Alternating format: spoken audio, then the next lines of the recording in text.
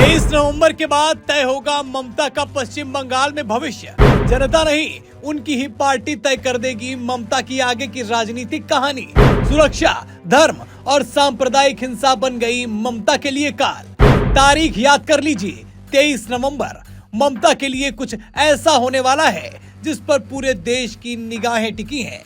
ममता के लिए 23 नवंबर और उसके आगे के दिन उनके जीवन के सबसे महत्वपूर्ण दिनों में से एक होने वाले हैं। बात 23 नवंबर की इसलिए हो रही है क्योंकि पश्चिम बंगाल में 23 नवंबर को 6 विधानसभा क्षेत्रों के उपचुनाव नतीजे आने वाले हैं और ये नतीजे ममता के भविष्य का निर्धारण करेंगे।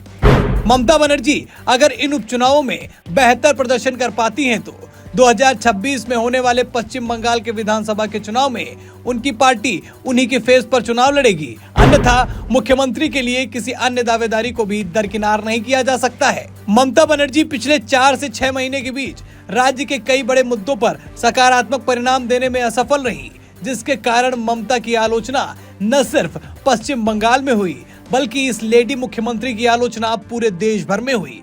महिला सुरक्षा, सांप्रदायिक दंगे और हिंदू धर्म के त्योहारों पर होते हमले ममता बनर्जी को लगातार कमजोर करने का काम कर रहे हैं और इन मामलों पर ममता बनर्जी कोई भी एक ऐसा कड़ा एक्शन नहीं ले पाई जो जनता को हिट करे और उनके काम जनता को पसंद आए। ममता इन सारे मोर्चों पर बेहद विफल रही, जिसका प्रभाव न सिर्फ ममता बनर्जी और सरकार पर पड़ा बल्कि इसका प्रभाव टीएमसी के कार्यकर्ताओं और अन्य पदाधिकारियों पर भी पड़ा, जिसकी वजह से अब उनके नेता अपने राजनीतिक भविष्य को लेकर बेहद चिंतित नजर आते हैं और जिसका ये परिणाम हो सकता है कि अगर उपचुनाव में पश्चिम बंगाल के अंदर ममता बनर्जी की पार्टी अच्छा प्रदर्शन नहीं कर पाती है तो ममता बनर्जी को अब कुर्सी छोड़नी होगी और किसी अन्य नेता को मौका देना होगा। पार्टी में सांगठनिक स्तर पर भी बदलाव की आहट आ रही है। शहरी इलाकों और नगर पालिका क्षेत्र में तृणमूल की संगठनात्मक ताकत का मुद्दा भी चर्चा के केंद्र में है।